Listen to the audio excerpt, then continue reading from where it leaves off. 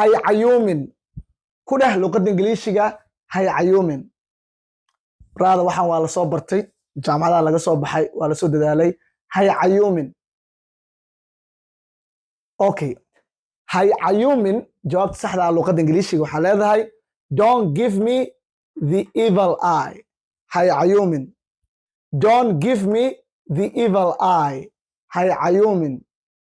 don't give me the evil eye hay cayuumin waa iga haysataa hay cayuumin luqadda ingiliishiga fadlan waxaan kaa codsanayaa inaad muuqaalkan like-ta inaadan iloowin maxaa yeelay dhiirigelin ayay ii tahay jumladda labaad xaasid ayaa tahay ku dheh luqadda ingiliishiga xaasid ayaa tahay xaasid ayaa tahay jawaabta saxda waxay noqonaysaa xaasid ayaa tahay you are envious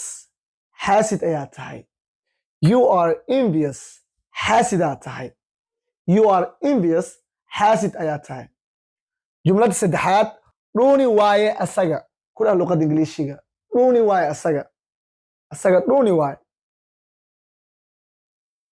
dhuuni waaye asaga luqadda ingiliishiga waxay noqonaysaa he is greedy isaga waa dhuuni he is greedy isaga waa dhuuni he is greedy isaga waa dhuuni you are greedy adiga dhuuni ayaa tahay jumladda afraad danayste ayaa tahay ku dheh luqadda ingiliishiga danayste ayaa tahay dadkaa ku danaysataa okay danayste ayaa tahay luqadda ingiliishiga waxay noqonaysaa you are selfish danayste ayaa tahay adiga you are selfish danayste ayaa tahay adiga you are selfish adiga danayste weyn ayaa tahay jumladda shanaad dagaalkayga maa rabtaa ku dheh luqadda ingiliishiga adiga dagaalkayga maa rabtaa adiga dagaalkayga maa rabtaa luqadda ingiliishiga waxay noqonaysaa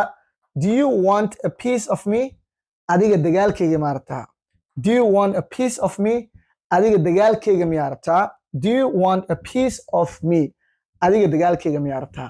fadlan muuqaalkan like-ta iyo share-ta yaa laga ilooweyn maxaa yeelay dhiirigelin ayaa ay tahay the more like aad saartaan cashirada